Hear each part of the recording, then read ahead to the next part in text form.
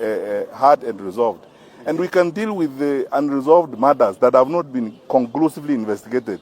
Whether we start with Musandu, we come to Jacob Juma, we come to Kenei, we come to River Yala, and everything else. Let these things be investigated by an open public inquest, so that this is sort of twende mbele. We explain and face the public on these issues, because some of these issues are raised and we keep this merry-go-round, where we are always telling stories only when they are convenient and so on to us. It should come to an end, because a country of our size. Super CS Daktari Fredo Kengo Matiang'i has responded to the president's allegation that he was among those who castigated, those who worked, those who were behind the scenes on the bodies that were found in Yala when he was in power and serving as the Minister of Internal Security during the reign of the president, the former president, Uhuru Muigai wa Kenyatta. Remember, the president now, William Ruto, was also the deputy president by then, who has publicly attacked Matiang'i and accusing him of huge killings and dumping of bodies in Yala. And remember, by the way, bodies were found, like 30 bodies were found in Yala by then. And Ruto was among those people who were mentioned that orchestrated those killings and dumpings. So the Dr. Fredo Matiang'i has responded. I'm going to play for you a video so that you can hear what he said about it. But before anything, please, I beg you to please subscribe so that we grow together. I told you this is your channel. Please subscribe, and turn on the notification bell so that we can grow together. So I'm going to play you the video so that you can hear what Daktari has said about it. Remember, there are some things that have happened which the president himself has come out to address them. And actually, a few days ago, the president addressed the former Interior CS and Super CS, because Matiang'i used to work during their reign. He was also the deputy president, so he was part and parcel of that government, that is the Jubilee government. Waziri Matiang'i served as education minister. Where he touched, you can see the fruits. Waziri also served as the internal security minister. By then, that is when the bodies were found in Yala. And Dr. Matiang'i has not denied the claims. He has not denied the claims. He has said we need an open inquiry so that these things can be investigated and know who was behind. And actually, Matiang'i has responded soberly.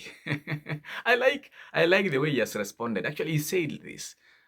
He said, not only in Yala, but there are many things that will be open inquiry should be opened so that the investigation can be done and the file opened. One, he stated the Jacob Juma's death.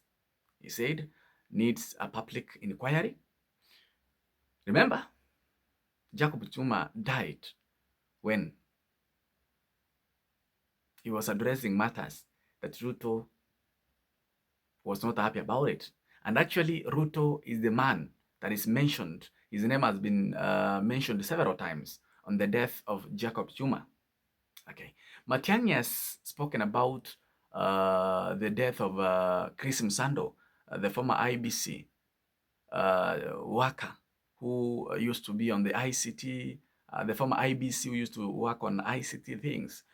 Remember how Msando died? Msando was killed, cold blood. So Matiang'i has responded that if we need to do an inquiry, let's do inquiry about all these things that happened during our reign, because the president now was also the deputy president by then. So he had power. He was sitting on the Security Council meeting. So he cannot just distinguish and distance himself from those killings and those deaths. Matiang'i also spoke about the death of, he talked actually about the Yala River bodies that were found dumped there. Matiang'i also addressed them, said the open inquiry should be investigated. We need public inquiry where the file is opened, people come and give their views, the investigators go investigate the ground, the death of Musando, the death of Jacob Juma, and also an open inquiry on River Yala. There are many, many things that happened that needs public inquiry.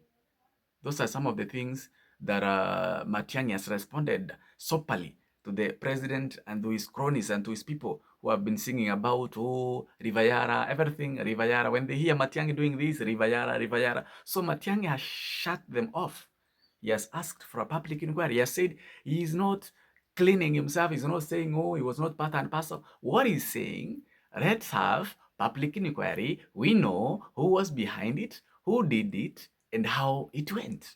And where is the file? That is the question Matiang'i is raising, that all these things, people are using them politically. But in real sense, they're behind it. We all know when Msando was dead, the names that were mentioned there, Ruto's name were among them.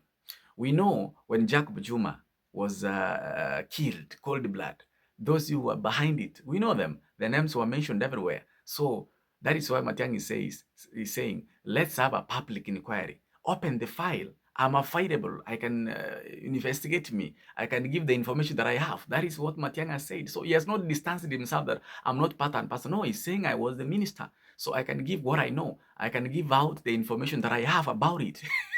I guess now Ruto may not even talk about it because now Matiang'i has now widened the public inquiry on things that should be investigated. I guess that man is very sober on what he says. He's very, very sober. And he knows what he's saying. Actually, he has also talked about the quarry, the bodies that were dumped. Remember, that man who purportedly, as party government, who came out and said that he has ran out from GK prison. How can someone just run out from that super guarded prison?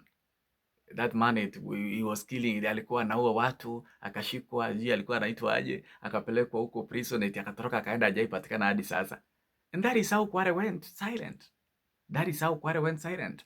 There is an ongoing case about Mackenzie, how he was used to kill people. We don't know who was behind that. So those are the things that needs public inquiry so that people can investigate and come out with clear answers. How did they happen? Who was behind it? Those are the things that we need to know. There were the graves that were found in Kericho. Remember, Kericho, like 14 people were buried there. They said they came from Nyamira County, but Nyamira denied the claim, saying only 3 people were given out. So actually not 14, it was 32 bodies. But Nyamira said they gave, I don't know, 10, 13 bodies. So where were the rest coming from? Who was behind it? That did not happen. We have no, up to now, we have no answers of those questions. Where were those bodies from? Who gave them? Who gave the order to be buried in Kericho? So those are the things Matiang'i has addressed, and Matiang'i said it's very clear. Please, these things needs clear investigations, public inquiry, and there are people who has been talking about kuna ile shamba na Matiang'i alikuwa involved in Nairobi. There is a shamba in Nairobi. I've seen Dennis Itumbi addressing it several times.